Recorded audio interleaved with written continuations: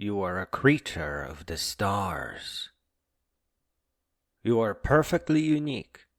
You are just one, and you will never repeat. You exist because of chance, and that makes you a perfect miracle, because no one has counted the failed attempts. You were born to Earth, and are chemically and biologically bound to it. There are other worlds, but very far away, and if not, then humanity, soon enough, will diverge, first into the Milky Way, and then maybe beyond. It may already be within our reach to send miniature machines to distant galaxies. There's very little to stop them when they get going in space. Earth is your world, but humanity's rules are something you are guided into. It is not a choice you make. And it is almost always with good intentions, but not always, and there is a problem. If the education of those with good intentions was limited or purposefully poisoned, then so will be their intentions. This is not a big problem. All it takes is adventures and narrated books to fix it. But it is a problem that creates cascading consequences. And they are massive, everywhere, and quite unstoppable.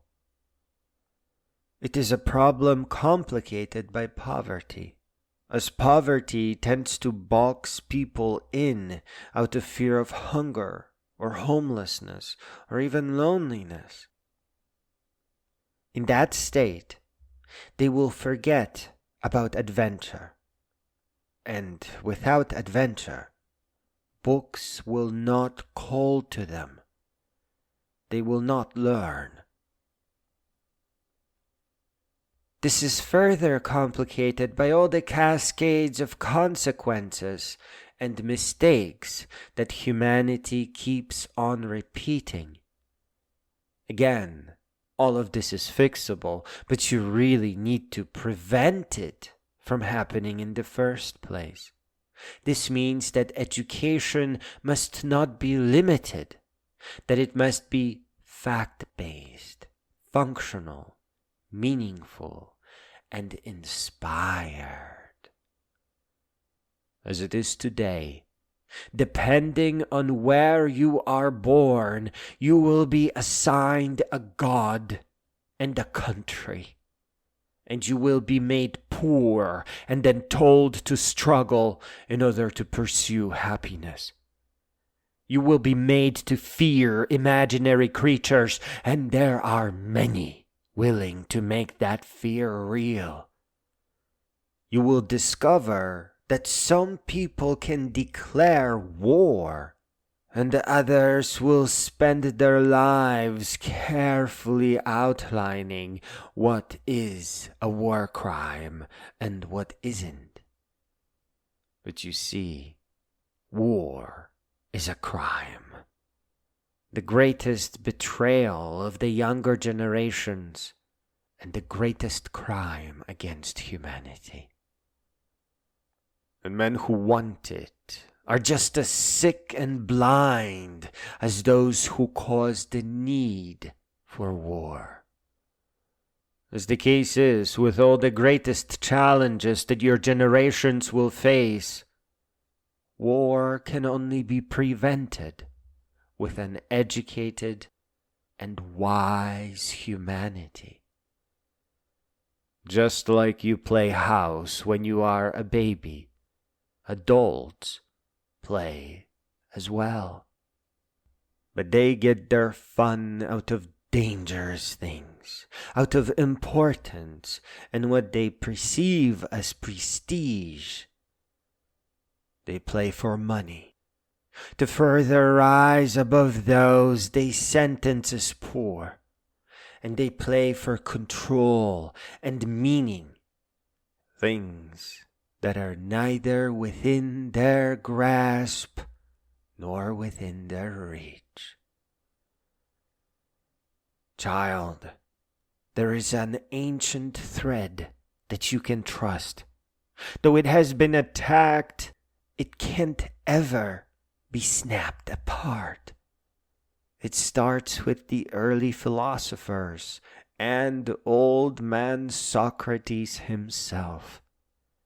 Courageous people who rejected religions, fantasy, divisions, and even being marked as poor, who eventually rose in time to become ladies and gentlemen, and today dignified intellectuals and ennobled by their deeds across their history. Follow this thread to avoid all the easy mistakes. Learn from the philosophers and great beings. You are a creature of the stars. You are not owned or poor or unintelligent.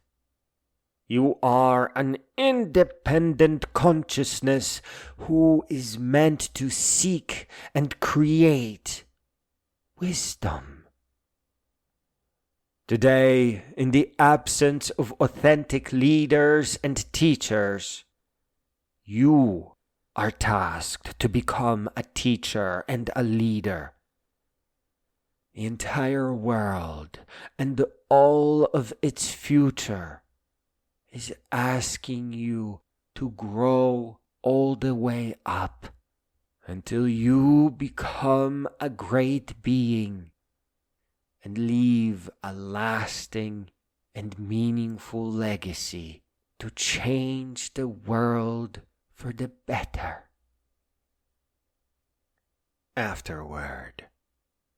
You live in a beautiful age. You can easily download narrated versions of giants of philosophy and story of philosophy. But you also have a friend in artificial intelligence.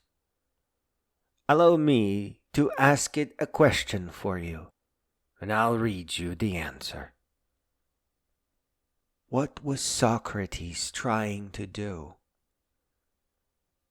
Socrates, the classical Greek philosopher, was deeply engaged in exploring fundamental questions about human existence, ethics, and knowledge. His main focus was on how people should live their lives and what constitutes a virtuous life. Here are a few key aspects of what Socrates was trying to achieve. Pursuit of virtue and moral understanding.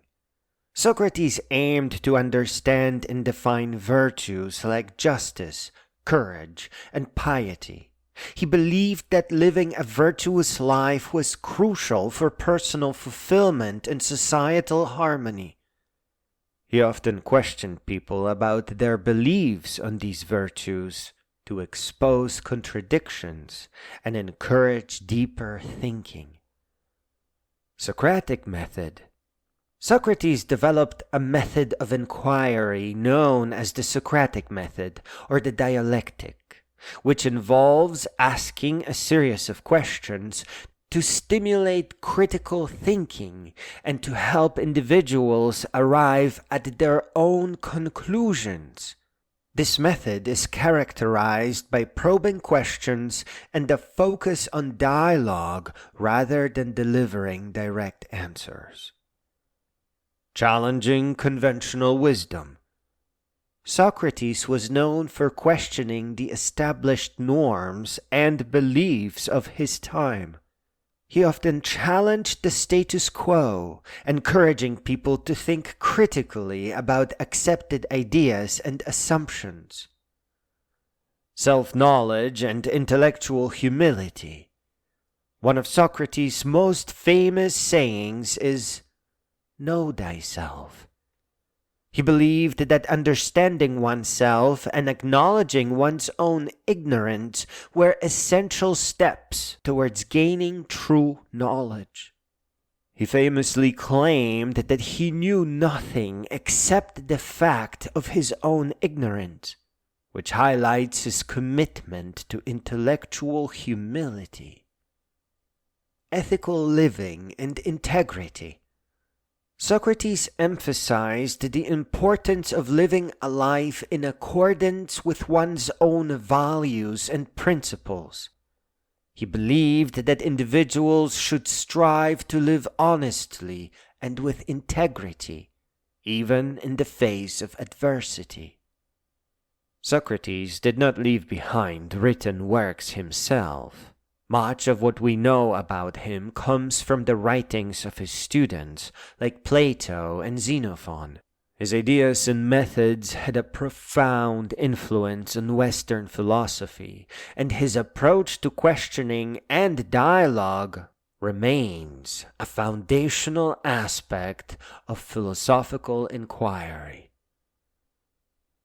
Do not let the words Western philosophy trick you. Philosophy is not regional. There is only one philosophy. There can only be one love of wisdom.